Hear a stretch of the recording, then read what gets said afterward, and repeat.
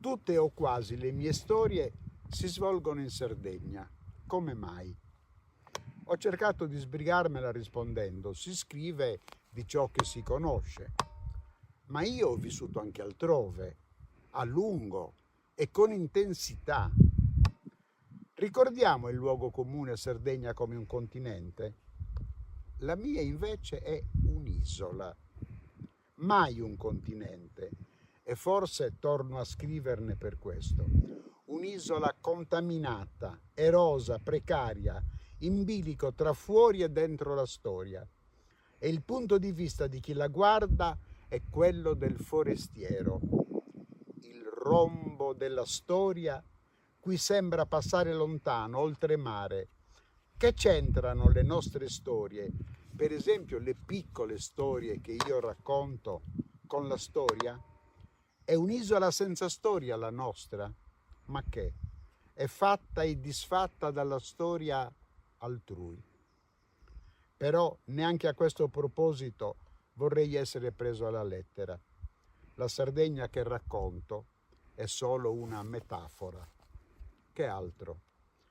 Dovessi fare un testamento, ma non ho nulla da lasciare, dicendo qualcosa a un ipotetico giovane scrittore, non ai presenti si intende, cui certo non servono le mie fanfaluche, ripeterei che l'aspettativa del successo, o anche solo del consenso, il legare in qualsiasi modo l'asino dove vuole il supposto padrone, è il peggio che ci può capitare.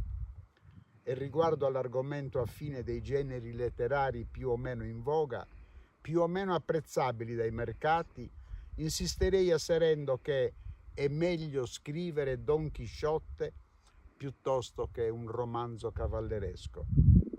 Scherzi a parte, al fantomatico giovane scrittore direi semplicemente che i due cardini soggettivi dello scrivere sono necessità e autenticità, che si scrive solo se si trova dentro di sé questa necessità, questa propria verità oscura e fragile, se ogni riga, ogni tratto che esce dalla nostra penna ci appartiene. Ma non voglio parlare di me. La storia che intendo consegnare a questo quaderno è un'altra e non mi appartiene affatto. Quando è iniziata? Stanotte mi ha svegliato la pioggia che cadeva fortissima. Mi sono levato come allora, sono sceso dal soppalco, sono andato alla finestra e l'ho aperta. Tuonava. Il terrapieno deserto era spazzato dagli scrosci che il libeccio trasportava e poi rompeva. Il rosso e il verde dei semafori rimasti in funzione si alternavano vanamente. Mi sono tolto gli occhiali, quelle immagini e quei colori si sono stemperati e confusi, sono diventate macchie. Come allora, il 17 marzo 1978, venerdì, prima dell'alba, avevo subito un simile risveglio e mi ero sentito investito a letto da una strana corrente d'aria fredda, mentre si inseguivano i tuoni e qualcosa vicino continuava a sbattere. Non si era accesa la luce, mancava l'energia elettrica, né ero riuscito a trovare gli occhiali. A tastoni ero sceso e mi ero avviato, guidato dal chiarore verso la finestra, che era inspiegabilmente spalancata. Quel freddo veniva da lì. La pioggia scendeva perpendicolare, in grossi cordoni, con fragore incessante.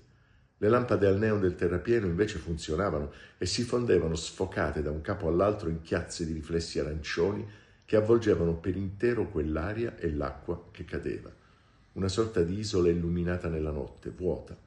Fu allora che vidi, per quanto potevo, la pioggia aprirsi e piegarsi di seguito lì, come se qualcosa di invisibile passasse dalla città vecchia sino al buio della collina, dove, poi ricordai, era la sua casa di adesso. Come fu passato, d'un tratto quasi smise di piovere. Ci fu uno straordinario silenzio e le luci si spensero anche sul terrapieno. Doveva succedere poche ore dopo. È così che è iniziato. Io non ti sogno mai, eppure di intanto in tanto è il tuo turno. Pago come posso quel debito ora che sei passato definitivamente di là. nulla contrario alla corrente, scarsi messaggi e fragili memorie nemmeno, cenni, brani di immagini che so, interminabili chiacchiere di notte e troppo lunghe docce in ore inverosimili del giorno, scherzi fatti, i soliti. Arrivi per aereo senza valigie, talune musiche, tutto in cui navigavi con un grano, solo un granello di simpatica follia, di allegria non abbastanza impavida.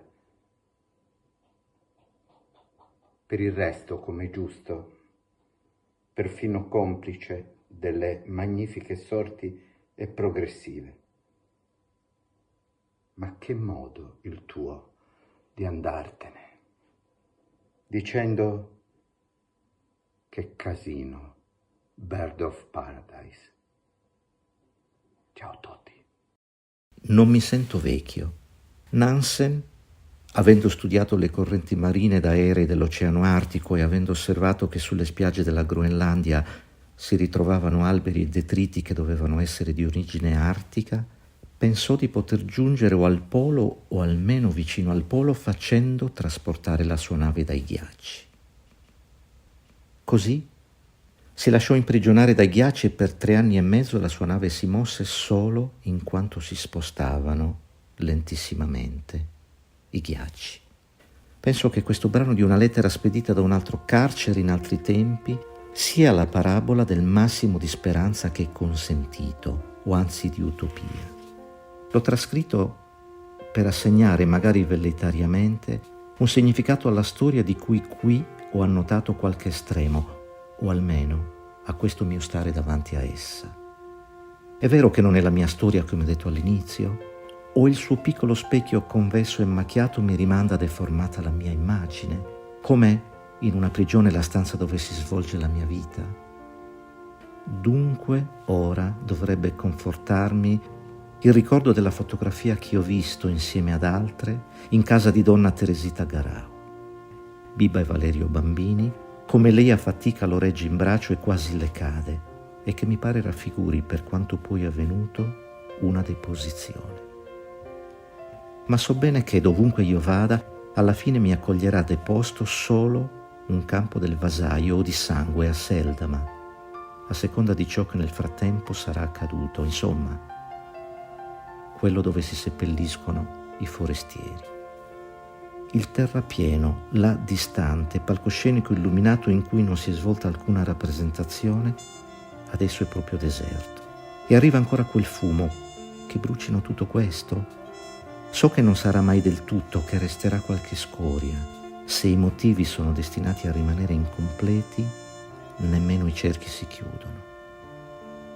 Sulla piccola catasta dei miei bagagli aspetta, proprio al culmine, nel dubbio d'una destinazione, il libro giuridico che mi è stato prestato e di cui ho detto all'inizio di queste pagine. Dovrei restituirla ad Esculapio, ma non so come fare.